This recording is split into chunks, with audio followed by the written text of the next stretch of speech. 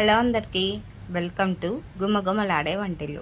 ఈరోజు రెసిపీ వచ్చేసి ఆలు విత్ టమాటో పప్పుని ఎలా ప్రిపేర్ చేసుకోవాలో చూసేద్దాము. ఇండివిజువల్గా కాకుండా పప్పులో ఇలా ఆలు వేసి వండితే మనం రైస్లోకైనా చపాతీలోకైనా పప్పు బోర్ కొట్టకుండా చాలా సింపుల్గా టేస్టీగా ఉంటుంది. దీనికోసం ముందుగా కుక్కర్లో 1 కప్పు వరకు పప్పును తీసుకొని ఒక 2-3 సార్లు బాగా వాష్ చేసుకొని పక్కకు పెట్టేసుకోండి. ఇప్పుడు ఇందులోనే ఒక 7-8 పచ్చిమిరపకాయలని ఇలా తుంచి వేసుకోండి. అలాగే ఒక 2 మీడియం సైజు టమాటా ముక్కల్ని కూడా వేసేసి పావు టీ స్పూన్ వరకు పసుపు, ఒక టేబుల్ స్పూన్ వరకు ఆయిల్ వేసేసుకోండి. ఇప్పుడు ఇందులోనే బేబీ పొటాటోస్ని ఇలా బాగా శుభ్రం చేసి అందులో ఉండే పైన ఆ మురికంతా పోయేలాగా బాగా కడుక్కొని ఇప్పుడు ఆ పప్పులోనే వేసేయండి. అంటే మళ్ళీ మనం సపరేట్గా ఉడికించుకోకుండా డైరెక్ట్గా అందులోనే వేసి 1 కప్పుకి 3 కప్పుల వరకు వాటర్ వేసేసుకోండి. 1 కప్పు పప్పుకి నేను ఇక్కడ 3 కప్పుల వరకు వాటర్ వేస్తున్నాను. ఇవన్నీ ఒకసారి బాగా కలుపుకొని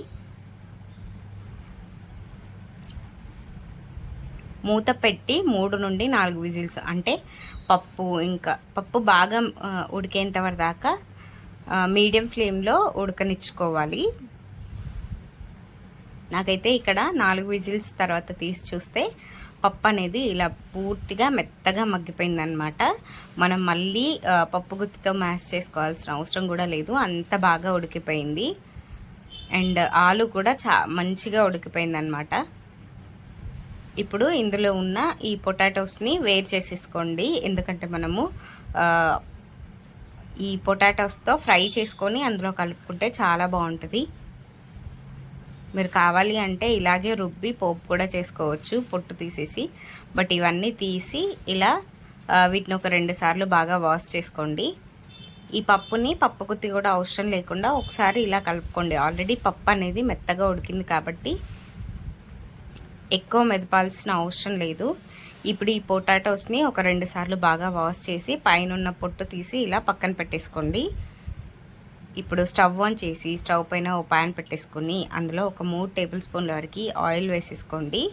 ఇప్పుడు ఇందులోనే పోపు గింజలు అంటే ఆవాలు, జీలకర్ర, మినప్పప్పు అన్నీ వేసేసుకొని కాస్త ఫ్రై అయిన తర్వాత ఒక మీడియం సైజ్ ఆనియన్ని, ఒక 2 పచ్చిమిరపకాయలని ఇలా చుంచి వేసుకోండి. ఇప్పుడు ఇందులోనే ఒక టీ స్పూన్ వరకు అల్లం వెల్లుల్లి పేస్ట్ కూడా వేసి పచ్చివాసన పోయేంత వరకు దాకా బాగా ఫ్రై చేసుకోవాలి. మీడియం ఫ్లేమ్లోనే పెట్టుకొని చేసేసుకోండి కుకింగ్ అంతా కూడా. ఇప్పుడు ఇందులోనే పావు టీ స్పూన్ వరకు పసుపు, ఒక 3 టేబుల్ స్పూన్ల వరకు కారం వేస్తున్నాను. మనం ఆల్రెడీ పప్పులో పచ్చిమిరపకాయలు వేసాం కాబట్టి కాస్త చూసి వేసుకోండి. 1 టీ స్పూన్ ఉప్పు, 1 టీ స్పూన్ ధనియాల పొడి వేసి ఇవన్నీ ఆయిల్లో బాగా ఫ్రై అయ్యేలాగా ఒక 2 నిమిషాలు బాగా కలుపుకోండి. ఇప్పుడు ఆల్రెడీ మనం ఉడికించి పొట్టు తీసి పెట్టుకున్న ఈ బంగాళాదుంపల్ని కూడా వేసేసుకొని బాగా ఈ ఆయిల్ అంతా బాగా పట్టేలాగా ఒక 2 నిమిషాలు బాగా కలుపుతూ ఫ్రై చేసుకోండి. ఇప్పుడు మూత పెట్టి మీడియం ఫ్లేమ్లో ఒక 10 నిమిషాలు బాగా కుక్ చేసుకోండి. ఈ మసాలా అంతా కూడా ఆలుకి బాగా పట్టాలన్నమాట. ఒక 10 నిమిషాల తర్వాత తీసి చూస్తే మనకి ఇలా దగ్గర పడుతుంటుంది. ఇప్పుడు ఫ్లేమ్ని ఐ ఫ్లేమ్లోకి టర్న్ చేసేసుకొని ఇంకో 2 నుండి 3 నిమిషాల పాటు ఇలాగే ఫ్రై చేసుకుంటూ కలుపుతూ ఫ్రై చేసుకున్నారు అంటే మనకు ఆ మసాలా అంతా ఆలుకి బాగా పట్టి టేస్ట్ అనేది బాగా వస్తుంది. ఇప్పుడు ఇందులోనే మనం ఆల్రెడీ ఉడికించి పెట్టుకున్న పప్పును వేసేసుకోండి. ఈ పప్పు అంతా బాగా కలిసేలాగా ఈ మసాలాలో ఒక 2 నిమిషాలు బాగా కలుపుకోండి.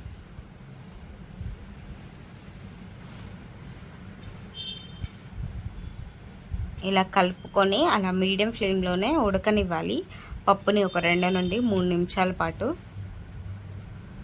ఒక 2 నిమిషాల తర్వాత మనం ఆల్రెడీ ఉడికించుకున్న కుక్కర్లోనే ఇంకాస్తని వాటర్ వేసేసి మీ కన్సిస్టెన్సీకి తగ్గట్టుగా వాటర్ యాడ్ చేసుకోండి. ఇక్కడ నేను ఒక గ్లాస్ వరకు వాటర్ వేసాను.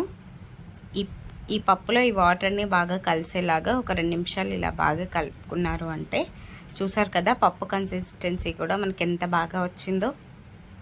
ఇప్పుడు ఇందులోనే సాల్ట్ అడ్జస్ట్ చేసుకొని ఒక్కసారి ఇప్పుడు ఫైనల్గా కొత్తిమీర వేసి అంతా ఒకసారి బాగా కలుపుకోండి.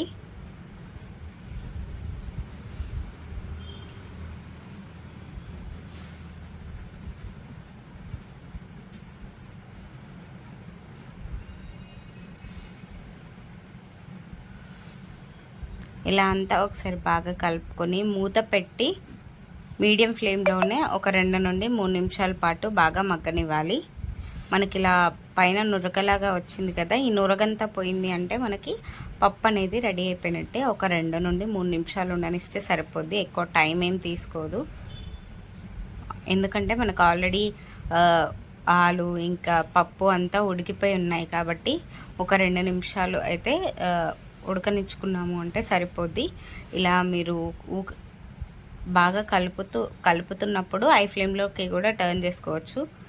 నేను ఐ ఫ్లేమ్లో పెట్టి కూడా ఒక 2 నిమిషాలు ఇలాగే ఉడకనిచ్చాను. అంతే, 2 నిమిషాల తర్వాత తీసి చూస్తే నాకు పప్పు అనేది రెడీ అయిపోయింది. ఈ స్టేజ్లోనే అంతా ఒకసారి బాగా కలుపుకొని స్టవ్ ఆఫ్ చేసుకొని సర్వ్ చేసుకున్నారు అంటే వేడి వేడి బంగాళదుంప పప్పు అనేది రెడీ అయిపోయినట్టే. ఇది రైస్ అయినా చపాతీలోకైనా చాలా చాలా బాగుంటుంది. మీరు కూడా ఒకసారి ఇలా ట్రై చేసి మీ ఫీడ్బ్యాక్ని నాకు కామెంట్ సెక్షన్లో కామెంట్ చేయండి. ఇలాంటి సింపుల్ అండ్ టేస్టీ రెసిపీస్ కోసం గుమగుమలాడే వంటిల్లు ఛానల్ని సబ్స్క్రైబ్ చేసుకోండి. Thank you for watching.